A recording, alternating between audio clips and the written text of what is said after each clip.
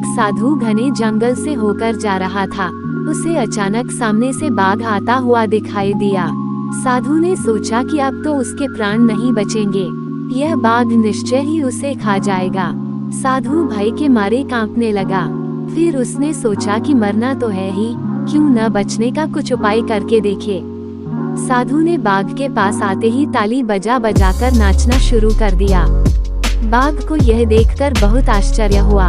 वह बोला, ओ रे मूर्ख, क्यों नाच रहे हो? क्या तुम्हें नहीं पता कि मैं तुम्हें कुछ ही देर में खा डालूंगा?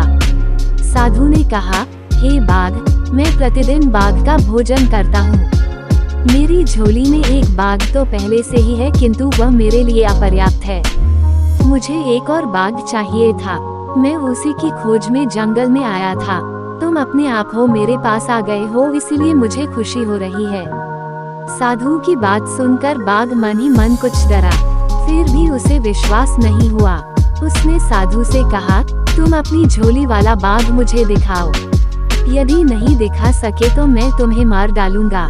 साधु ने उत्तर दिया, ठीक है, अभी दिखाता हूँ।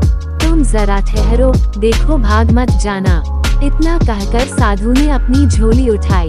उसकी झोली में एक शीशा था। उसने शीशे को झोली के मुख के पास लाकर बाघ से कहा, देखो, यह रहा पहला वाला बाघ। बाघ साधु के पास आया। उसने जैसे ही झोली के मुंह पर देखा, उसे शीशे में अपनी ही परछाई दिखाई दी। इसके बाद वह गुर्राया तो शीशे वाला बाघ भी गुर्राता दिखाई दिया। अब बाघ को विश्वास हो गया कि साधु की झोली में सचमुच एक बाघ बंद है। उसने सोचा कि यहाँ से भाग जाने में ही कुशल है। वह पूंछ दबाकर साधु के पास से भाग गया। वह अपने साथियों के पास पहुँचा और सब मिलकर अपने राजा के पास गए।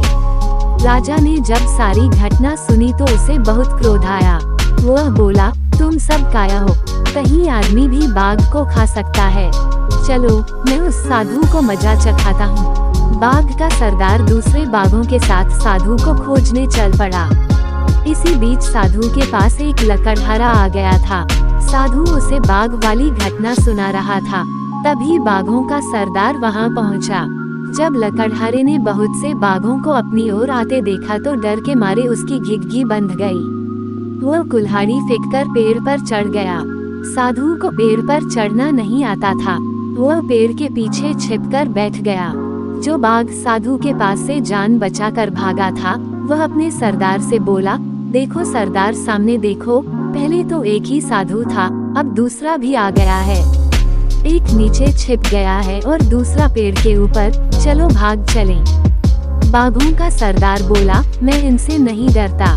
तुम सब लोग इस पेड़ को चारों तरफ से घेर लो ताकि ये दोनों भाग न जाएं। मैं पेड़ के पास जाता हूँ। इतना कहकर बाघों का सरदार पेड़ की तरफ बढ़ने लगा। साधु और लकड़हारा अपनी अपनी जान की खैर मनाने लगे। अचानक लकड़हारे को एक चींटी ने काट खाया। जैसे ही वह दर्द से तिलमिलाया कि उसके हाथ से टहनी छूट गई। वह घने पत्तों और टहनियों से रगड़ खाता हुआ धड़ाम से नीचे आ गिरा। जब साधु ने उसे गिरते हुए देखा तो वह बहुत जोर से चिल्लाया, बाघ के सरदार को पकड़ लो, जल्दी करो, फिर यह भाग जाएगा। धड़ाम की आवाज और साधु के चिल्लाने से बाघों का सरदार डर गया। उसने सोचा कि यह साधु सचमुच ही बाघों को खाने वाला है। वह उल्टे पैरों भागने लगा। उसके साथी भी उसे भागता हुआ देखते ही सिर पर पैर रखकर भाग गए।